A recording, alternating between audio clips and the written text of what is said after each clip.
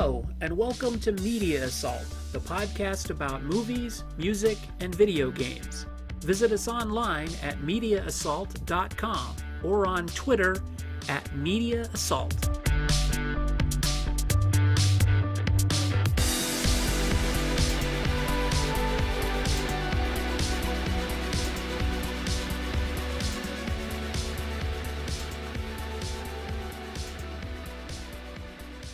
Hello, welcome to episode 3 of Media Assault, the podcast about movies, music, and video games.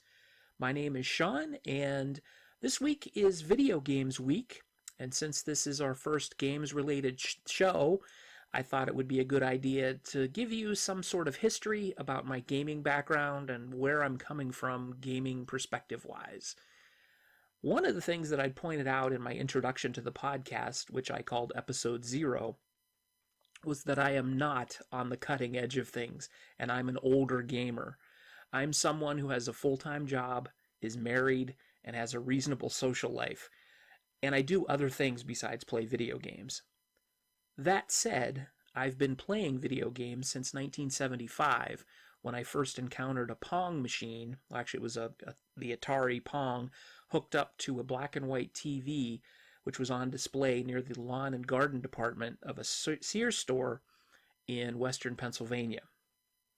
When I was about 9 years old, my dad used to take me to the local arcade in the local mall, and we'd spend a few hours every other weekend or so playing games like Night Driver, Space War, and Death Race.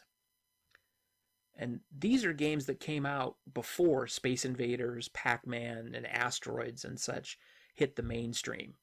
My love for video games goes way back.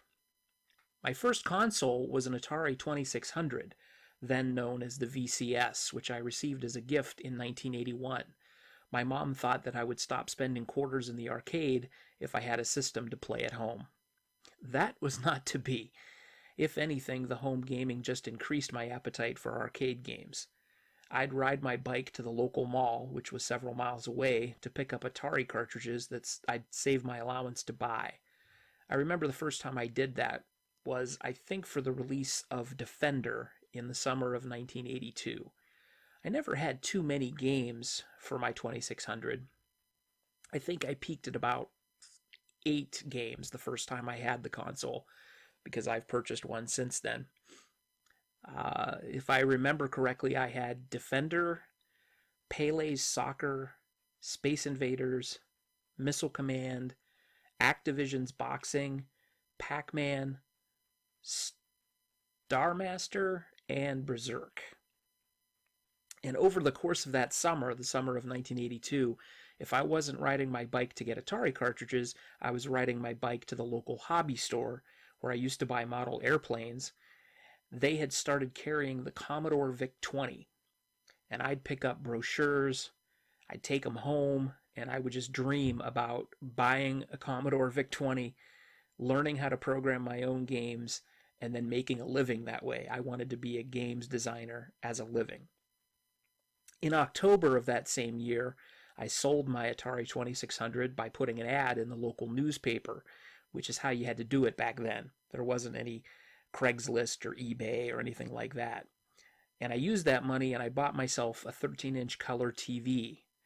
I'd made a deal with my mom, who was still not a big fan of games, that if I got rid of the Atari, she'd buy me a VIC-20 for Christmas. She kept her word, and I started to learn BASIC and introduced myself to programming my own games. But the VIC-20 played games on cartridge too, and in the very short time that I had my VIC, I picked up a few. I had Gorf, which was sort of a combination of a bunch of different video games, and Omega Race, which remains one of my favorite games of all time to this day. It happens, though, that I never successfully finished programming a game on the VIC-20. It wasn't too long after I had gotten it that the Commodore 64 was released. A friend of mine had bought one, and I'd go over to his house and we'd program little routines to make sprites move across the screen. Soon we figured out how to control the sprites with joystick controller coding. Then we'd figure out how to make those sprites detect collisions with other sprites, and lo and behold, some simple games were born. I think I sold my VIC-20 about 6 months after I got it to use that money towards my own Commodore 64. Eventually, I acquired a disk drive and a proper monitor for it. For a while, I procured my games either on cartridge or by typing in games from magazines. And that may sound horribly archaic today, but that's what computer addicts like me did to get software for a while.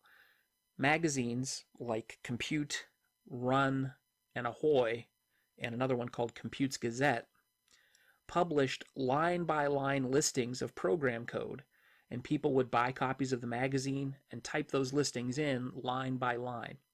This was as tedious as it sounds. Frequently, the games wouldn't run at first due to typos that would prevent the code from running as intended, and you'd have to hunt down the errors, correct them, and then try again, hoping that the program wouldn't crash again. Usually this entire process would take several days to type in a long program from the beginning and then get a successful run. As tedious and boring as it was, in hindsight, it was a great way to familiarize yourself with basic programming techniques, and it meant you really appreciated the work that was put into programming a game. You could literally see how the games worked, and if you saw something in a game that was cool, you could modify that code and use it in the game you were working on. Between 1982 and 1984, I programmed a few very basic games in BASIC. All of them were eventually given to friends and family, and some even made it into the local computer store's public domain library that they would share with their customers. In fact, I actually found one of my very simplest games on a Hungarian Commodore 64 site a few years ago. It's called Miner. I downloaded it and I played it on a Commodore 64 emulator. It's pretty bad, but it brought back some memories. Talk about nostalgia. Sadly, though, my interest in programming games eventually subsided because I was eventually introduced to the world of pirated software. It started out with my cousin mailing me discs with photocopied manuals. Then I discovered the wild west of bulletin board systems, BBSs for short.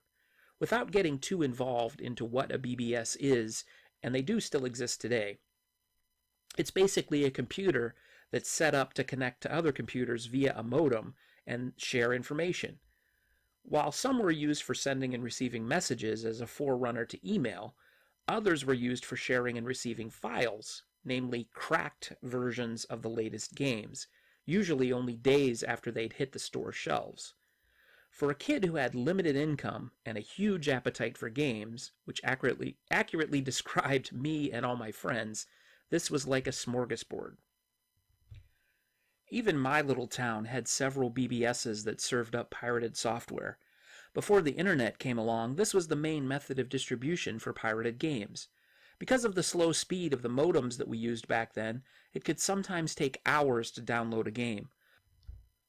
So to get around that, we had copy parties, where someone would rent out the local VFW hall for the evening and send out word to the community through BBSs. Everyone who was interested in free games would bring their computer, a monitor, their disk drive — the lucky people had 2 drives — and the latest and greatest version of whatever program was used for copying games at that time. And for about 3 hours or so, we'd all make our way from table to table, exchanging our latest games with each other. This, of course, wasn't legal, but it was so new that no one in law enforcement did anything about it. As modem speeds increased, the copy parties happened less often and eventually stopped. My cousins, who lived in another state, had learned how to illegally call long distance for free and would call the large BBSs that were hubs for fresh game releases. They'd bring me discs full of new games anytime they'd visit my house. I had more games than I could play.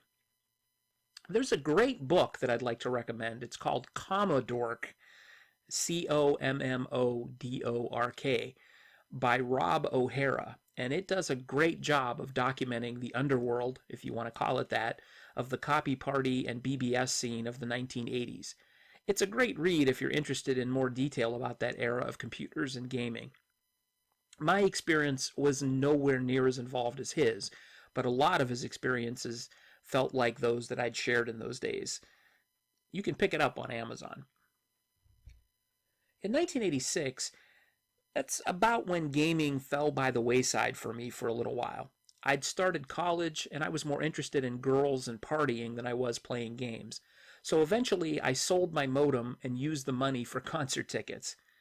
It wasn't until around the early 1990s that I eventually started gaming at home again. By this time, I was working as a theater manager while I continued to go to school. I'd taken out a small loan and bought myself an Amiga 500 computer, an extra disk drive, a monitor, and a modem, and I began acquiring games legally again. In my time out of the loop, the law had taken a firmer stance against piracy, and the threats of getting busted kept illegal games off the local BBS systems. My cousin, the one who'd learned to call long distance for free, even got a visit from the cops, I believe. I don't think anything happened as far as charges or anything. So, as I was becoming an adult, risking a criminal record just to play video games seemed like a bad idea. In a weird twist of fate, I eventually got a job at the store where I had bought my first computer, that VIC-20, and I was able to buy games at a discount as a result. I was also able to take games home and try them out, so I never ended up with any games that I didn't like, and since I was in school and I had a girlfriend, I only had time to play a few games anyway. I eventually got into running a BBS, but I was more interested in connecting with friends that I'd made in the national Amiga community via my job. For a short time, in the mid-1990s, I ran an Amiga-centric electronic newsletter called CD32 View, which morphed into Amiga Entertainment Monthly. And I was, for a very brief time, the games editor of Amiga Report, which was the largest online Amiga magazine of the day. Around the mid-1990s, I also began getting back into console gaming. I'd picked up a Sega Genesis, a Super Nintendo, and a regular NES, but I wasn't addicted to them. I eventually would sell them off here and again and go back to my Amigas. And over the course of that same amount of time, I'd acquired an Amiga 3000T and an Amiga 4000 by the time Commodore went bankrupt in 1994. Once Commodore died, I eventually sold my Amigas off and bought a PC, but gaming on a computer was never quite the same for me after that. In August of 1996, I picked up a Sony PlayStation, and that was really what I would consider the true renaissance of console gaming for me. I then bought a Sega Saturn, and over time I acquired each new console as it came out. Next was the Nintendo 64, then the Sega Dreamcast, then the PlayStation 2, then the Xbox, then the GameCube. And aside from the Nintendo Wii U and the Switch, I think I've owned every major gaming console since 1996. So that brings me where I am today. I currently have a PlayStation 3, PlayStation 4 Pro, Xbox One X, and an Xbox 360 connected to my living room television. And sadly, like many gamers, I have a backlog of games that I fight a never-ending battle to overcome that seems to get bigger all the time. It doesn't really help that Sony and Microsoft give out free games via PlayStation Plus or Xbox Live's Games with Gold every month. I download them whether I think they're interesting or not because they're free, and I've actually played a few games that I might not have ordinarily played as a result, but more on that in a second. My goal to make things livable is to beat at least one game per month, and this year so far I've played through and beaten L.A. Noire, the Xbox One X enhanced re-release, Wolfenstein 2, the new Colossus, and Brave, the video game. Yes, it's a kid's game, and it was offered free on Xbox Live's Games with Gold last month. I would have never even tried this game, much less finished it, but thanks to the free download, I found that I loved it, and it made a great palate cleanser after the brutality of Wolfenstein 2. Last year, just for some reference, I completed Just Cause 3, Spec Ops: The Line, Titanfall 2, Grand Theft Auto 5. After starting it multiple times on 3 different systems, I finally finished it on the PlayStation 4. Homefront: The Revolution, Dead Space, Alien Isolation, Far Cry Primal, Dying Light, Wolfenstein: The Old Blood, Batman: Arkham Origins, Oxenfree, The Last of Us remastered version on the PS4, and Call of Duty World War II. The game I'm currently playing is Murdered Sole Suspect on the Xbox One, which was also a free Xbox Live Games with Gold release. I think it was released as a free game in November of 2016. Like I said, I don't always get to games right away. I am hoping, however, to have it finished in time for the next big game release that I'm interested in, which is Far Cry 5. And that's scheduled for release next week on March 27th. I don't typically get a game as soon as it comes out, but I do make exceptions now and then. A couple of other games that I'm looking forward to playing this year are God of War on the PS4, Red Dead Redemption 2. I'll probably pick that up on the Xbox One. I still have to finish the first one, and that's probably what I'm going to play after finishing Far Cry 5. Detroit Become Human, Spider-Man, which is a PS4 exclusive, and Crackdown 3 on the Xbox One, if that actually gets released this year. There are quite a few games that I don't really know anything about. In particular, I'm quite clueless about the seemingly endless number of games that feature anime themes or characters on the cover. The names don't make a lot of sense to me, so I've got no frame of reference to what they are or what they're about. I'm not a huge RPG fan, but I have played through a few over the years, including Shining Force 3, Magic Knight Rayearth, and Panzer Dragoon Saga. I guess I tended to like RPGs in my Sega Saturn days. I also played Vandal Hearts on the PlayStation, and aside from a few aborted attempts to make it through Final Fantasy VII and completing Skies of Arcadia on the Dreamcast in 2001, I haven't really played a Japanese RPG in a long time. Let me know what you're looking forward to playing this year and what games you'd recommend for someone who doesn't necessarily play everything that comes out, but is interested in hearing some fresh perspectives on gaming. That would be me. That's about it for this episode of Media Assault. I hope this helps you see where I'm coming from in future episodes of the show.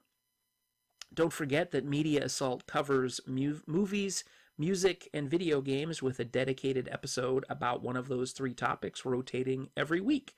Next week, episode 4 will be about movies. As always, feel free to contact me directly by email at sean@mediaassault.com. That's SEAN at media-assault.com, or on Twitter at mediaassault, one word. Please subscribe to the podcast on iTunes or Google Play, and it will be hitting Spotify soon, hopefully. Thanks for listening, and take it easy.